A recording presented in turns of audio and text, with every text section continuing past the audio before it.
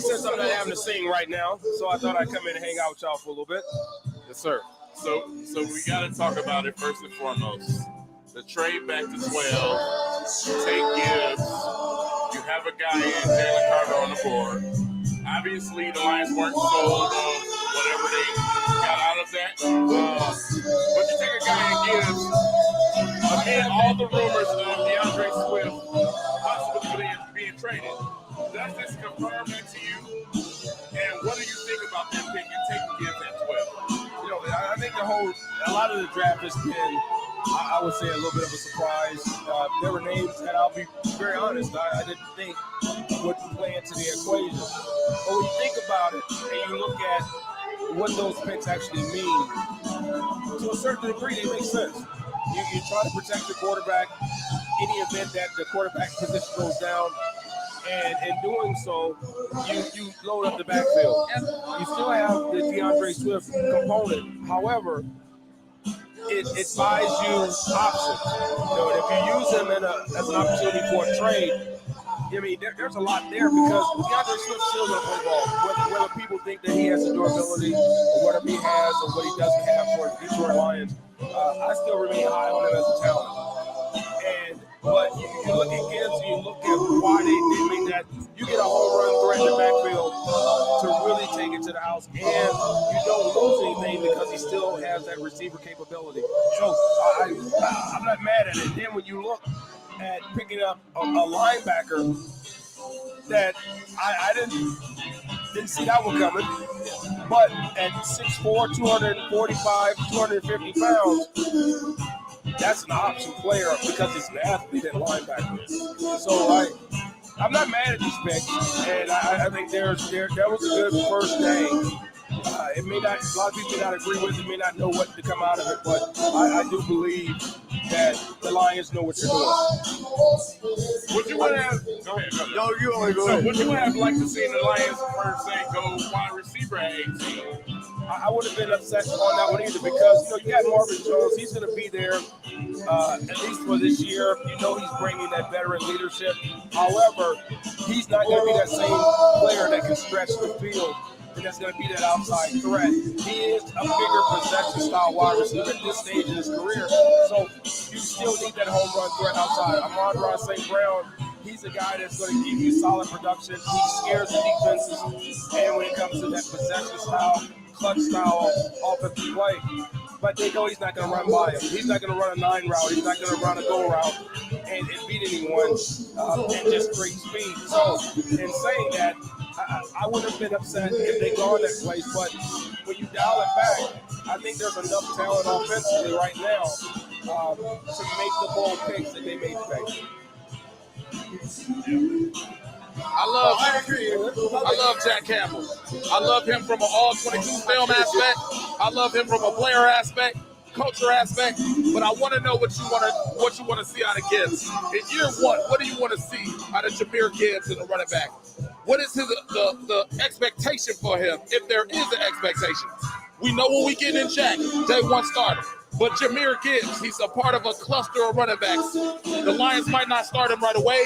Is that going to disappoint you? Or do you want to see production instantly or instantaneously? How do you want to see production from him? I think the production is going to be there right away. I don't think they will get someone like Gibbs to come in and just be a spot player. They're picking him in the first round because you pick first rounders to come in and be impact players. In doing that, being an impact player, they're going to really be looking at him at giving a solid contribution, especially in scoring, bringing out the big play ability, the home run ability. It's going to scare defenses. It's going to make them stack the boxes, and I think we're going to be able to get some things over the top behind those defenses. Right. So you like him in split back formations and third downs and situations, maybe not on the first down runs? I do. I don't mind him in I don't mind him in that split back. I don't mind flexing him out and making him a part of the passing game. I think he extends that, and he is a threat. I mean, look at how he makes people miss in space. So when you get him into space and you get him into the passing game, it's going to allow him a greater area of opportunity versus having to maneuver through the line. Right. Thank you. That's all I have for you. Hey, I remember last time I spoke to you, you won the Lions to add a quarterback. I think that was last year. I got to ask you two-parter. Number one, do you have more belief in Jared Goff? And then number two, what do you think about still adding another quarterback? I still believe Jared Goff made strides. Do I think that they need to still look at that position? Absolutely. You got to solidify that position. You can't just play handoff football in the NFL. However, I think they're doing enough, and there's nothing that makes me think that Jared Goff's going to get hurt. As much as I'm saying, how do you prepare for what happens next? There are going to be more quarterbacks coming out.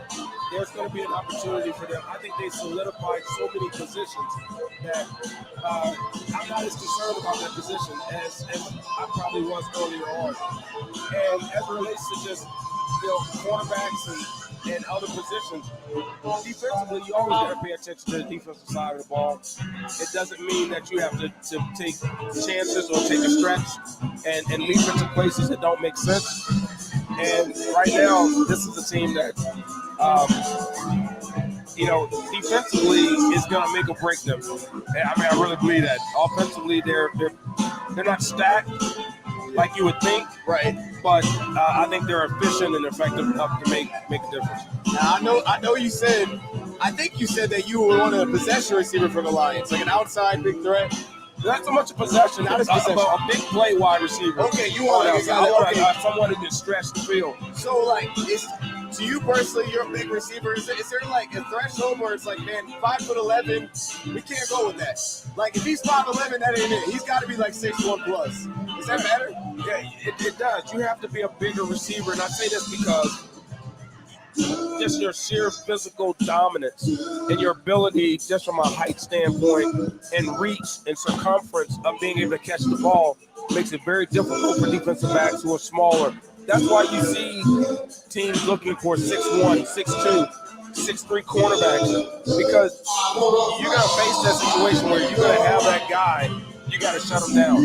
And right now, I don't think they need any more 5'10" to 6 foot wide receivers as much as they need that big guy that he just physically dominates. And you can't play him one-on-one. I agree, yeah. You had some? Yeah. Were you disappointed in no defensive tackle at all? Were you disappointed in that? I actually was, because I thought there was an opportunity for them to really get someone that could be either, again, on the edge or you can put inside the middle to give you some dominance on the inside on the defensive side. Without that, you're still playing the perimeter. You're giving the quarterback way too much time unless they're going to bring pressure with the linebackers. Yeah. It's going to change. I think it's tough. As much and as great as Aiden Hutchinson was in his first year, teams are going to adjust. They're going to know what to do next time. So it's going to get harder and harder and harder, and he's going to have to get better and better and better to offset what teams are going to do to him. No one's paying attention to that interior line, and that's where we struggle sometimes. And you want to see people put a little bit more effort there. Well, my biggest guy in the third round is Kobe Turner. Kobe Turner has hands. He can play the 3 technique. He can play the 1 technique. He can play the shade. He can play the nose. He's a true defensive tackle. The only problem is he went to Purdue. And as you know, Purdue ain't no powerhouse at all. Right. I think that Kobe Turner could be that guy in the middle. And Kobe Turner, maybe Keanu Bitton, another guy from Wisconsin. And I think that you have a cluster of players in the second and third round that you can see the Lions stack in the middle. Because I understand what you're saying. I understand, and I've been told that when defensive line is stacked, that makes your corners better. But in my defense, that's the old algorithm. What we need to do, we need to realize we run a 4-2-5.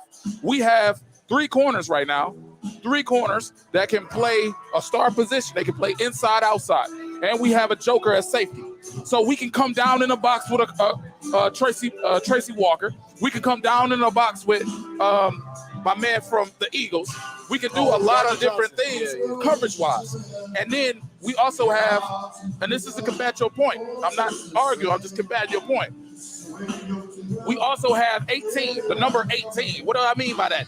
18 quarterbacks in the league right now starting are identified as mobile quarterbacks. So those mobile quarterbacks can create outside of the pocket. They can beat the rush. And then on a 12-play, 13-play, 14-play drive, those rushers ain't the same. So I think it was wise to go linebacker right now, and then we go defensive tackle in the second and third, and maybe get one of our talented corners in this deep draft in the second round as well, because we got 3 second-round picks. What do you think about that? You know, I don't necessarily disagree as much as talent-wise, you have to be able to play the scheme that you're saying. The assumption is that you can take those mobile quarterbacks, you can contain with those guys, and that they're going to have the ability to contain those mobile quarterbacks and not get exploited in the secondary. The minute you bring people out of the secondary, if you're playing against speedier teams, now you got to have really good man-to-man cover corners. I don't know if I'm sold on the Lions being able to play solid one-on-one man-to-man coverage, committing people out of the secondary versus how do you keep them contained and then you get pressure so you don't get leakage. Look how many times they got beat with the running backs who were able to just soften up the defense. Absolutely. And what I'm trying to look at on their side, I don't think they got beat with a lot of big plays. They weren't beat down the field with a lot of big plays. I just think this was something that the Lions have to get a little bit better with in terms of making sure that whatever scheme they run, they have the right package in that's able to contain everything that's happening with what their opponents trying to do. I like that. I like that. Hey, that's real football talk from Herman Moore. Guy in the blue talks too much. I see you. How you doing? That's right there. I got a little talk. I'm talking though. Hey. So real quick, I'm just looking at this cornerback group we have, and you say you want to get some size on the outside. Do we need a bigger cornerback? Do we need to add a bigger cornerback to this group in the draft? If we're in a draft, does he need to be a bigger cornerback to offset what we have? If you can pick up a 6'2", I don't know if you need to go 6'3", but 6'2", at least 6'1", 6'2" cornerback somewhere later in the draft, I would take that chance. I've liked the way this team has developed talent. So I'm not opposed to them getting talent down the stretch and then being able to develop that talent. What do you think about getting running back at 12? Jahmyr Gibbs?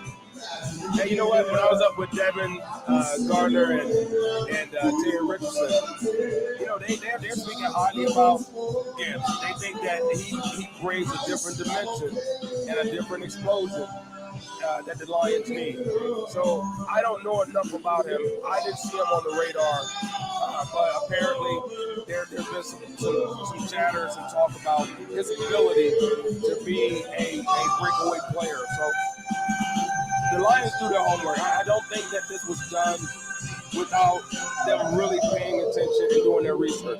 Swift gone? Do you think he's gone? I don't know if Swift is gone. I think that they're looking at how do they stack the backfield but keep everyone happy.